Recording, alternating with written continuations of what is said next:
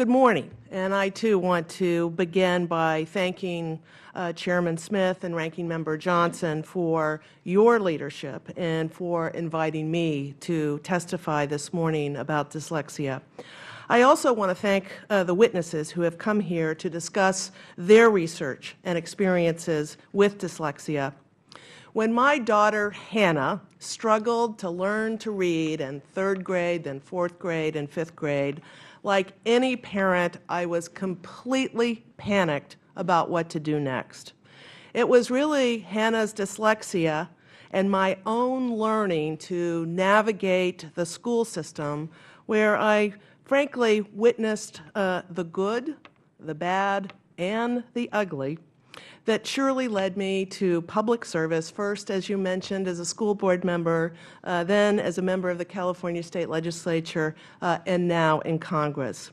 This spring, Hannah received her master's degree in international studies and is now overseas saving the world with an NGO in Kenya, Africa.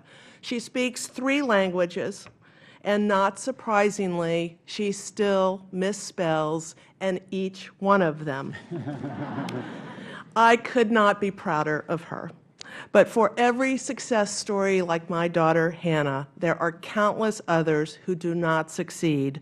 Learning disabilities like dyslexia and attention-related disorders affect as many as 1 in 5 children in the United States.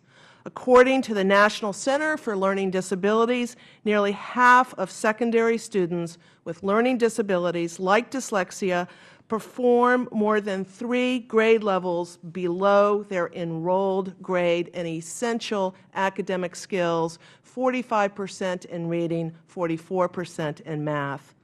20% of students with a learning disability drop out of high school, compared to just 8% of students in the general population.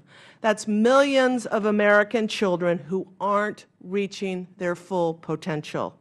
However, advancements in cognitive science are teaching much more about how the brain develops and how children learn.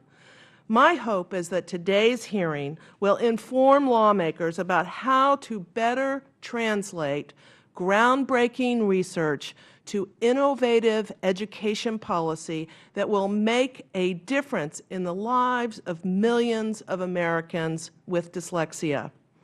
Our education system needs to do a better job training teachers to recognize and effectively educate students with dyslexia. We need to provide our schools with the resources to incorporate assistive technologies such as audiobooks and speech-to-text interfaces in the classroom, as well as support services to ensure every child has an equal opportunity to succeed. The federal government also needs to meet its obligations to our schools. For decades, Congress has failed to meet its 40% financial commitment for special education costs under the Individuals with Disability Education Act, placing a heavier and heavier burden on states and local schools. Congress also needs to increase its investment in scientific research on dyslexia. I'm sure many of my colleagues have heard from frustrated parents in their districts who are very concerned about their children with dyslexia. Will they be allowed to take advanced placement courses, pursue a passion like music or science?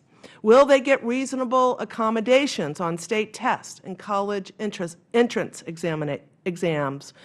What will happen when their children graduates from high school and makes the transition to college?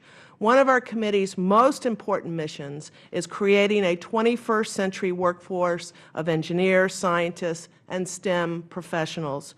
To accomplish that goal, we need to make sure every student has the support they need from their educators, parents, their communities to succeed.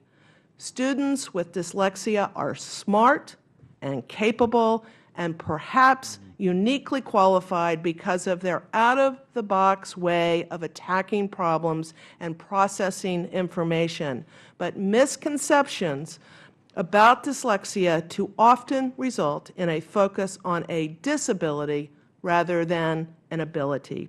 Today's panelists will demonstrate that this community of young people have extraordinary strengths and that ignoring dyslexics cost us all.